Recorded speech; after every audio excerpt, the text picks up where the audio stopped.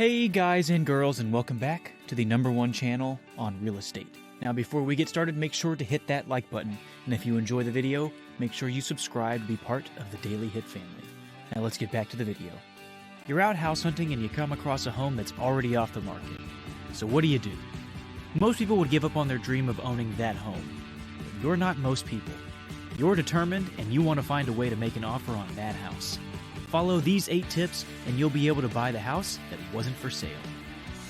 We assumed that this summer, when looking to buy a home, our real estate alternatives would be restricted to properties that were actually on the market. Well, what do you know? We purchased a home that wasn't even for sale, and found out that this house buying technique was not only feasible, but also preferable if you were buying property in a competitive market. So here's how we did it, and how you can too. Number 1. How we bought an unlisted house. The backstory: we'd been looking for a house for months in Alabama, and we'd fallen in love with one in the very desirable historic district of Florence. We made an offer on the same day we visited the house, but were devastated when we found out it went to another buyer, who happened to be a relative of the seller. We looked for alternatives in Florence, but we couldn't find anything else for sale, which made sense since the Shoals region is a coveted area.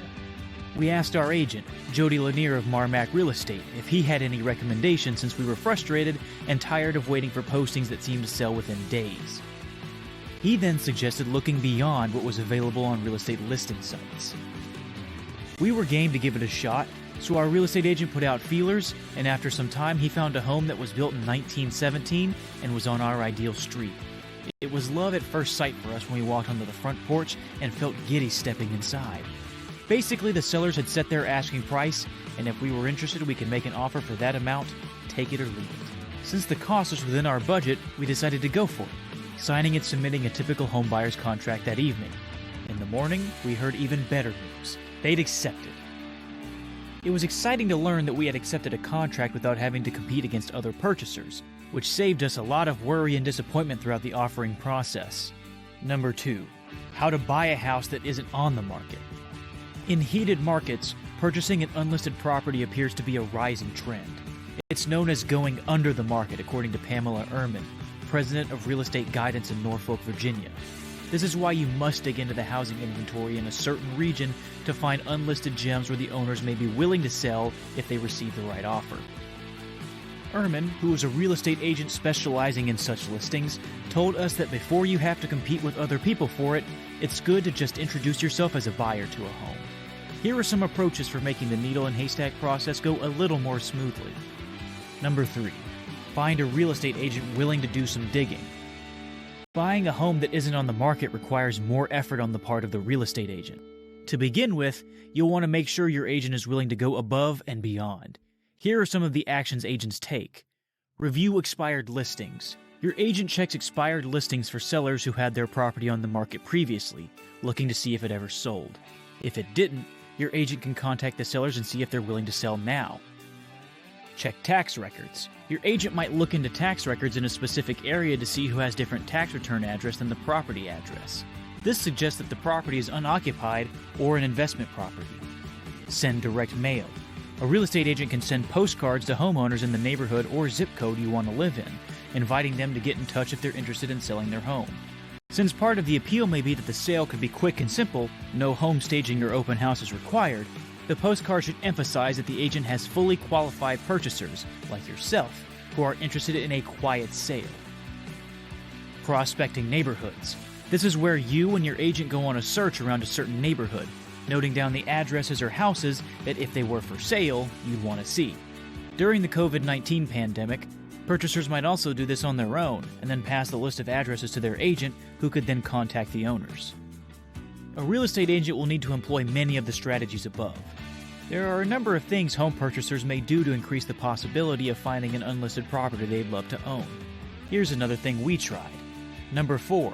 Commit to buying a house in a particular area. If an agent is prepared to go above and beyond to locate you an off-market property, pledging your commitment to that person is a no-brainer. Be loyal to your agent so that his or her efforts will be sure to pay off. In our situation, our real estate agent showed us approximately 15 houses this summer, so we knew we'd only deal with him on a sale if it was worth his time. Number 5. Be flexible. When an agent locates you an off-market property, be prepared and ready to go see it right away. In our situation, our agent urged us to act quickly before the sellers changed their minds about selling. She told Ermin that she had previously shown homes off the market at 10 p.m. Number 6. Work out your mortgage ahead of time. Ermin recommends getting pre-approved for a home loan and having the bank's letter on hand to submit with your offer. This proves that you're serious and willing to put your money where your mouth is. Number 7. Decide what you're willing to do. Before you go the path of an off-market listing, make sure you're clear on your budget and exactly what you're willing and not willing to do to get a home, Ermin advises.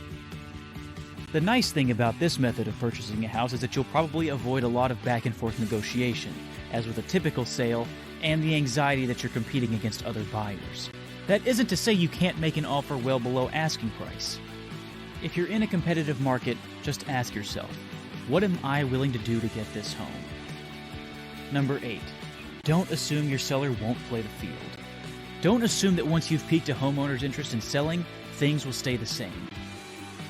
Ermin adds, you have to assume that a seller is clever, enough to realize that they may get more money with additional competition. You'll also need to be ready to make an offer promptly, just as we did. Make fair, honest, and straightforward offers. You know what they say, Ermin adds. If you're going to sleep on it, don't expect to sleep in it. It can be very intimidating to try and purchase a home when it's not for sale on the open market. However, with proper preparation and knowledge of the process, you too could be the proud owner of a house that wasn't for sale. In this video, we outlined 8 tips to make the process as smooth as possible.